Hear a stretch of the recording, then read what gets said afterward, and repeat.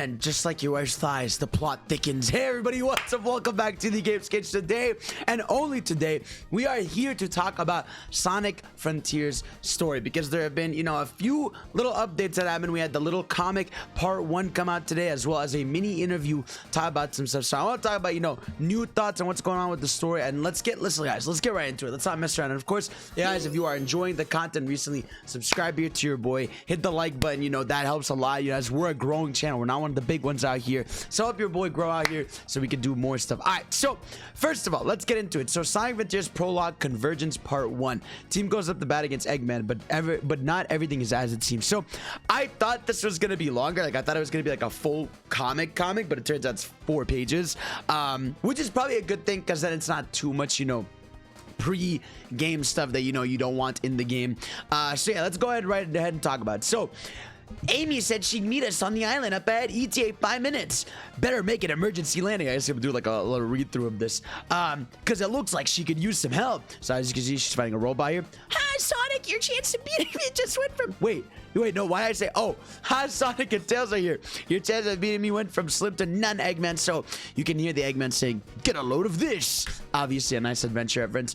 Boom, right into it. No way, I can't believe this. Again, another adventure line pulling up there. Did you save any of the small fry? Did you save any of the small fry for me? Sorry, that's the last one.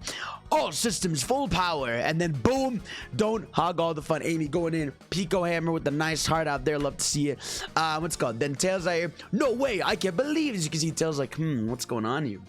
Then, takes out the bolt. Time for a change of pace. This fucking pose is super dope. Hold up, I've heard all this ranting before. Oh, look at that. Let's wrap this up quickly. Any ideas? Tails, take out of the front. And then boom, boom, double attack, pull through, and then right at the end here, as he goes for the hit to Eggman.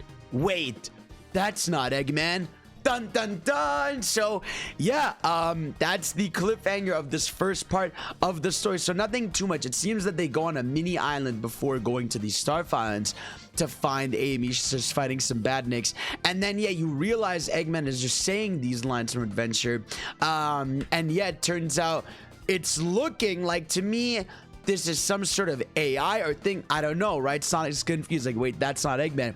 Who could it be? Now obviously, this entire thing with Sonic Frontiers story has been playing on this story of, the digitized stuff, obviously with Sage and the island, and even like on the island, when you find Amy, and so far, whenever you've seen Amy, she hasn't been like physically there, right? She's like digitized, and I don't know, we don't know if that's because, her body is there, but she's not really there, or because of other stuff going on in the story. Now, I'm guessing this isn't a robot, because he has like a fluid hand, you know what I mean? Like, it looks like a fluid arm, but there must be a different face he's got or something, there must be something going on with the look of Eggman here, and I'm not sure what it could be, but again, I wonder if this plays into the whole idea of Sonic Frontiers maybe messing with Sonic a lot, where whatever's gonna go on the island, whether it's with Sage or anything, that's gonna mess with Sonic. Like, maybe Sonic thinks he's saving his friends, but whatever he's saving is just some digitized version of them that was created by Sage or by the island mythical stuff. I feel like there's a lot of maybe creepy weird stuff that's gonna go on, that's gonna drive Sonic a little crazy. Obviously not like losing his mind, but like make him question what's going on, make him get a little angry, and poke at him. Option 2 would be that maybe this is obviously just Eggman getting ahead of the curve, being like, hey, I'm gonna decoy them with whatever something I made here, and then I'm just gonna go to what's called Starfire Islands to get the lead on them, which would be an Eggman, would be pretty simple, clean. So I really wonder what's going on with this comic. Now, the next mini piece of info here, we got there was an interview from Play Magazine where they talked to Izuka, and there were 2 interesting parts of it. So first of all, let's talk about this part right here with Sage. So they thought about this a bit. The chemical plant is back, but the iconic music, play it for yourself to find out. Apparently it does have a different song.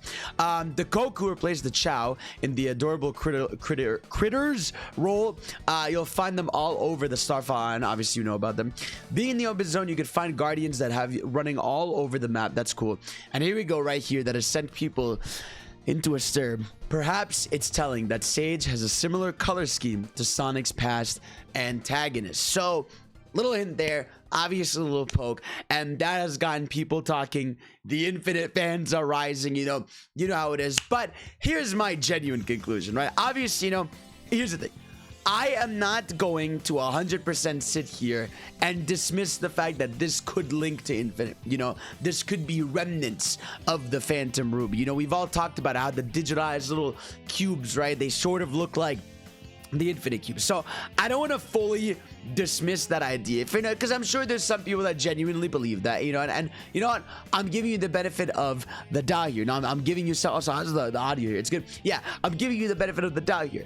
But I think this is more just a general idea of this color scheme we've seen with two characters that, first of all, being Shadow, right? Obviously, you get the black and red iconic, not necessarily the white, unless, you counted the gloves, but it does say antagonists. So I'm thinking, right, color scheme, Sonic antagonist. So you are thinking, Shadow, and maybe you're thinking, one of the robots, Omega. Which one's the killer robot? With some black and red in there.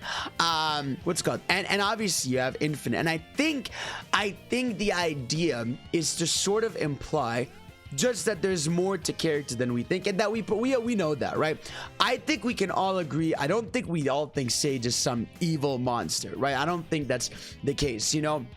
It seems like she's trying to protect the Starfire Islands. Maybe whatever Sonic's doing is affecting the island, and she's trying to stop that. And obviously, Eggman causing some damage in there, causing them to feud a bit. So there's probably a lot. I think that's more what it's implying. It's more, to me, this reads, again, this is my opinion, that this is more of a Shadow the Hedgehog type character, right? Where they have a backstory, right? And they are fighting against Sonic, right? But eventually there will be some sort of resolve. And the Infinite thing, I see it more as, Infinite, it's called, back then was like a war vet, leading his people and stuff, and they died in the field and stuff like that. So I assume that is more implying that she has the more, she has a bit of a dark side, but she's not all that bad really when you think about it. There's more to her. And the second part of this interview, which is really cool, is what's more refreshing is that Frontiers, the focus is being placed on the Hedgehog himself. For this outing, he's the sole playable character, but it's being done in confident fashion without resorting to gimmicks. That means you can forget about past features such as wisps, swords, or werehogs. Here, Sonic, as Iizuka describes it, pure to his character. The team has always wanted to bring something new and fresh to the games, where they want to get people interested in the new things they can do, but the open zone format that Sonic is in is the new and fresh thing that's going to allow the character to do new things. He explains, you still have high-speed action, but there are battles against enemies, you can solve puzzles. The open zone format allows for all these things. Perfect. This is what I love to hear, right? He's saying it. No gimmicks, no extras, what's the hook? It's you are playing as Sonic would explore this world, as Sonic would jump around this world, as Sonic would run around this world. I was actually looking at something yesterday, if I can go ahead and grab it here, and this shit like blew my mind, right? It was they showed gameplay at the Symphony yesterday. At the Symphony, they showed gameplay for Sonic Frontiers, and man, look at the flow of gameplay. Like now that the game, in its purest form right here, right? Look at that flow, like being able to wall run right here. The fact that you could keep consistently running on it. We can see he does a trick right here. Look at that. Ooh, trick system is back. And then here, boom, spring. This is a big deal because we knew there was a boss here, and we've never seen a spring here. So clearly, you kill the boss here. Spring shows up, which allows you to access a top area here. But man, it's that movement flow. It's the stuff people are going to be able to do, like run up here. Maybe they're going to jump off this platform, boost forward to another platform, and just the ways you can explore and move around the world just look super impressive. And I can't wait for stuff like that. But yeah, I mean, again, not too much more aside from obviously, the comic that's alluding to something mysterious, once again, her being mysterious, and just the story being this big question mark. Now, again, we still have the second part of this comic, so we'll know who the Eggman cloner thing is soon. And then we also have the what's called the Knuckles special, which clearly he's sort of doing his own thing, and we're gonna see how he gets involved in all this. Like I said, it's really, they've done a good job of keeping the story very vague, but being very clear that there is a story to tell. That there is gonna be a lot of dialogue, there's gonna be a lot of character moments, and Iizuka even said that there's gonna be a lot of whoa moments, like what the hell moments in the story in that Play Magazine interview. So I'm just really curious to know where they're taking the story, and what do you think? Obviously, tell me what you think. Do you genuinely believe there's a Phantom Ruby connection with this? Do you think, you know, the comparison? Because to me, look, read the word. Obviously, you know, it's a translation, but you can read the words. The stage has similar color scheme to Sonic past antagonists, right? It's plural, right? So I think it's just implying this color scheme in general and what it represents. So let me know what you guys think. What do you think it implies? What do you think is going on with the story? What do you think is going to happen? What do you think is going to go down? Let me know. And of course, I will see you all next time. I love you. Peace out.